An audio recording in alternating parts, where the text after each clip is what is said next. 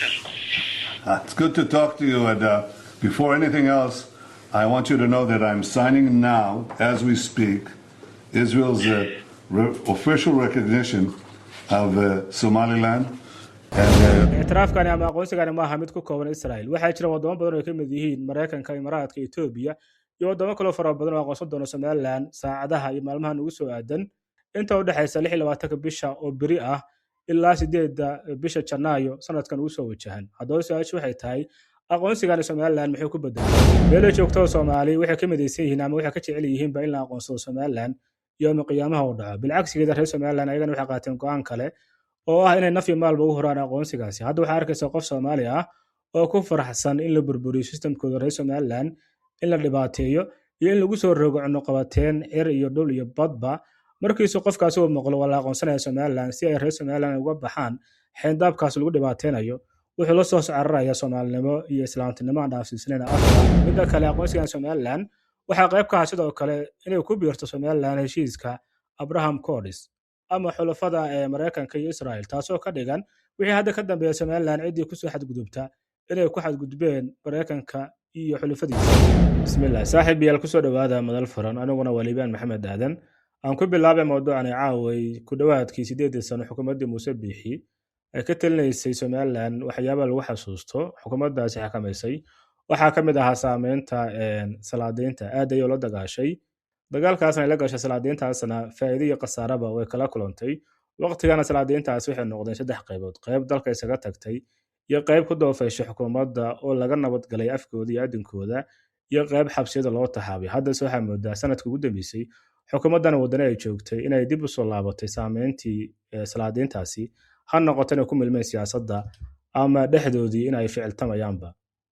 muddooyinka dambe hadda dagaal dhaqameed ama dagaal saldaneed wuxuu ka dhaxeeyay boqor Buurmudow iyo tiimkiisa iyo laba kooxood oo kale oo kala socota. labadaas kooxood ee kala socota garab waxa uu hogaaminayay Suldaan Cado Gude, garabna waxa uu hogaaminayay Suldaan Sabaysta. labadaas kooxood heshiis ma ahan, wuxuuse dagaal saldaneed kala dhaxeeya tiimkan Buurmudow.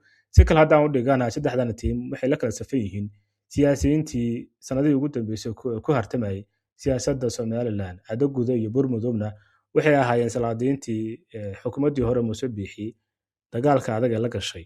haddaad Muuse caawa la kulantay maxaa ku oran lahayd? Muuse Biixi luqadii hoose iyo doorkan ku wada hadlaynaa team media ku wada tan media ku wada luqadaas oo luqad taas waa ku fanasheel waa luqad gaar ah oo leenahay ku wada hadlaynaa markaan u tago inuu la soconnaa xisbigii kulmiye madaxdii ugu sarreysay inay midyaha isku soo faysanayeen. maxamed kahin baan arkayna hadalladiisa iyo shakhsiyo kale oo madaxweynihii hore ee Somaliland Muuse Biixi ay aad isku hayaan. muxuu daaran yahay arrintaas? wallahi anigu runta markaan ku sheego inay heshiiyaan ma jecla. waa rag in badan saaxiib ah maxamed kahin iyo Muuse Biixi. khilaafkoodu wuxuu daaran yahay wataladii xisbiga la isku haystaa. wax kale uu daaran yahay maaha. xisbiga kulmiyana markii horeysay la isku khilaafay maaha, laakiin mar walba way dhamaysan jireen. anuu maxamed iyo Muuse iyo odayaasha xisbiga kulmiyaba khayr baan u rajaynayaa. waxaan la jecelahay arrinkooda inay si walaaltinimo ku dhamaystaan. dadka dabka ku shidayna anigu mihi. markaygu horena kulmiyo dhan baanu isku dhacnay oo siyaasadiisa aan diidanayo. wuxuu ugu dawan yahay Buurmudow salaadiinta ay saayaan uu ka ilbaxsan yahay. ilbax markaan leeyahay waxa uu la jeedaa uu ka xeelad badan yahay, uuna ka badiyaa siyaasadda salaadiinta ku hadda ay saayaan. midda kale Buurmudow wuxuu isticmaalaa ama wuxuu xoqdaa kaarka beelaha dareed oo degta inta badan wadamada dhaca geeska Afrika, waana meeshuu ka keenay Buurmudow teetalka boqorka geeska. marka isku miisaan ma noqon karaan boqor Buurmudow salaadiinta hadda ay saayaan, gaar ahaan kuwa beesha Garxajiis oo muddooyinka dambe Buurmudow ku riixay foostadii boqorka Dhuux Baraar, boqorka beelaha reer Sheekh Saxaaq. dewan maqlaya hadallo badan oo leeyahay dhuxul baad ku dhul ciyaaraya, Buurmudow ku ciyaaraya, hanjabaado iyo dadaan isu hanjabi jirin markay isu hanjabaan iyo waxaan kuu sheegay inaan kuu sheego suldaanadu iyo baagteen baa idin leeyahay. waxaan doonayaa inaan kuu sheego anigu waxaan ka mid ahaa salaadiin muddo ka hor qolo boqor lahaan jirtay oo boqor soo jireen oo waqti hore lahaan jirtay oo noo timi oo tiri boqorkayga baan dhisaynaa inaan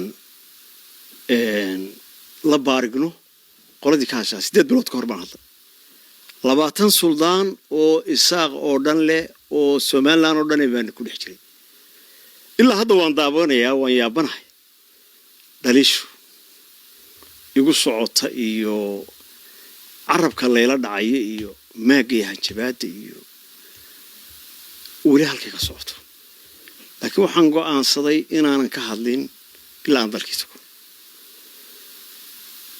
laano waxa weeyaan dewan maqlaya hadalla badan oo leeyahay dhuxul baad ku dhul ciyaaraya buurmada ku ciyaaraya hanjabaado iyo dadaan isu hanjabi jirin markay isu hanjabaan iyo laakiin odaynimadu waxay faraysaa bal horta reerka kan anagu intaas suldaan baan habar jecelayn garxajis intaas uu leeyahay arab intaas uu leeyahay marka leeyahay reerkani ma samaysan karaan tul jecelo minis madadaan u qalmin karin ba hadda salaadiin bay leeyahay ilaa hadda intaan ogahay ma saddex baa mise laba ayay leeyihiin ugaas iyo suldaan bay leeyihiin iyagii baa wada oo kana wada waxayladii hore saldanada lahaan jirtay bayna yiraahdeen oo noo keeneen wad saldanadan taariikhdooda ognahay anuna Soomaali taariikhdooda wax badan maraya waxna ku sheegayaa hadda dawladda deegaanku waxay nasiisay gobol bay bixisay gobolkii intayada isaaq ah oo dhan waxaan isku raacsanahay gaashaamo caaqil jaambiir iyo suldaanka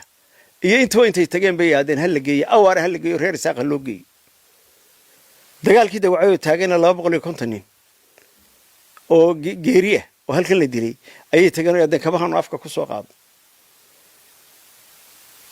aniga personally waxaan filayaa waxa la iga cabanaya waxa weeyaan Allahu naxariisto Suldaan Maxamed iyo inankiisa kan Suldaan Daawud labadaba afxumo badan baa iga timi eedayn badan baa iga timi waliba aan ogeysiiyay caaqilka iyo cadda guday inta baan ordayarka igala hadla midna kama jawaabin midna eedooda kama jawaabin markii laga yimaado loolankani ee saldanadeed buurmado been kama sheegin arintani gaashaamo daroor iyo awaaraba beenna kama sheegin arintani dacwalay labadan marba meesha laga soo galay beelaha isaaq waa salaadiinta hadda uu sheegay waana mid uga fiican yahay buurmado salaadiintaasi ku la midka ah uu ku dhintaa buurmado isaaqnimada iyo Somaliland halka salaadiintaasna ay kala jeclaanba Somaliland iyo isaaqnimadaba intaasna waxa uu sii dheer in ay ugu nugul yihiin qolyahan daarood nuglaashahaasi ma garan karo inay ka tahay cabsi iyo inay ka tahay jecel iyo wanaag inta badan waxaan aragnaa salaadiinta hadda uu sheegay buurmado iyo salaadiin kale oo ku jiro Sultan Sabayste ayagoo luuqad adag kula hadlaya ama u goodinayaba xukuumadda Somaliland iyo qaar ka mid ah beelaha reer Sheekh Saaq laakiin wali lama arkin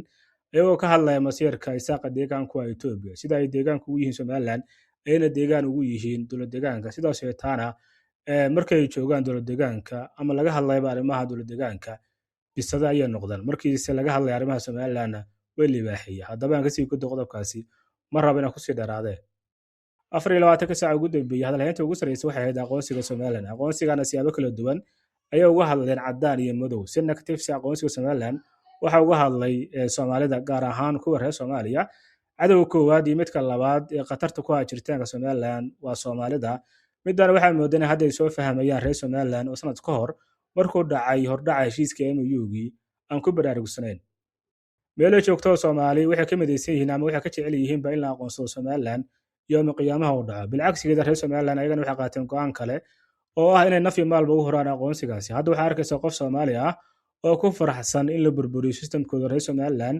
in la dhibaateeyo iyo in lagu soo rogo qabateen er iyo dhul iyo badba markiisu qofkaas uu maqlo wala aqoonsanaya Somaliland si ay reer Somaliland uga baxaan xeendabkaas lagu dhibaateenayo wuxuu la soo saaraya Soomaalinimo iyo islaamtinimo aan dhaafsiisnayna afka isagoo ujeedkiisa ay tahay Soomaalinimadaasi iyo islaamtinimadaasi miduu ku soo xumeynaya aqoonsigaasi Somaliland ay helayso hadda aqoonsiga Israa'iil sanadkan warbaahinta caalamka si positive ay uga hadlayeen halka warbaahinta siyaasiyiinta reer Soomaaliya ay si negative ay uga hadlayeen ayagoo markaas lahaa aqoonsigan wuxuu ku bedelay Somaliland in la keeno dhulkeeda Falastiiniyiinta halka qaarkoodna ay lahaayeen aqoonsi ma jiray warbaahinta ay isku sheegi jireen ugu dambeynse maanta oo Jimcaha taariikhdu ku beegan tahay 26 December ay si rasmi ah u ictiraafta Somaliland Israa'iil iyadoo noqotay waddanka ugu horeeyay aqoonsada Somaliland maalmaha soo aadanna madaxweynaha Somaliland wuxuu safar ama booqasho rasmi ah ku tagi doonaa dalka Israa'iil Mr. President.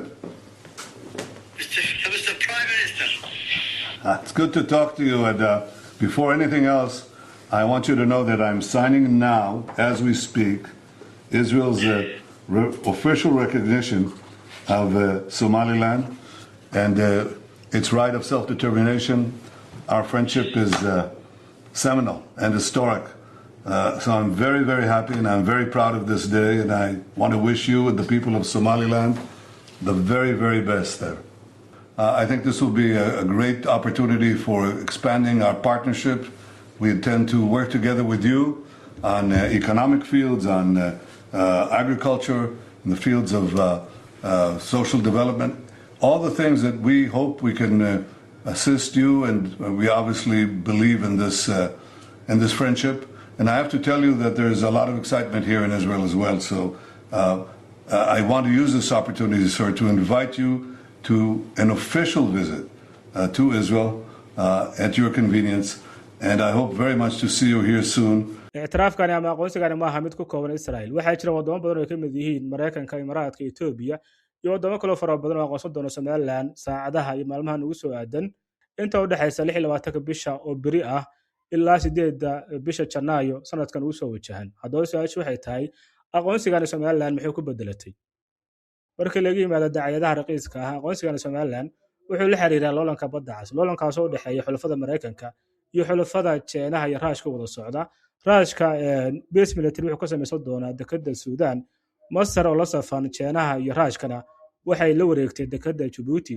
Maalmihii ugu dambeysay Djibouti iyo Itoobiya xiisado la xiriira dekeddaasi ayaa ka dhex taagnaa. Sidoo kale dekedda Casab oo ay hore u maalgashatay Imaaraadka waxaa lagu wareejiyay dekeddaasi Sacuudiga oo ay sahayaan Imaaraadka.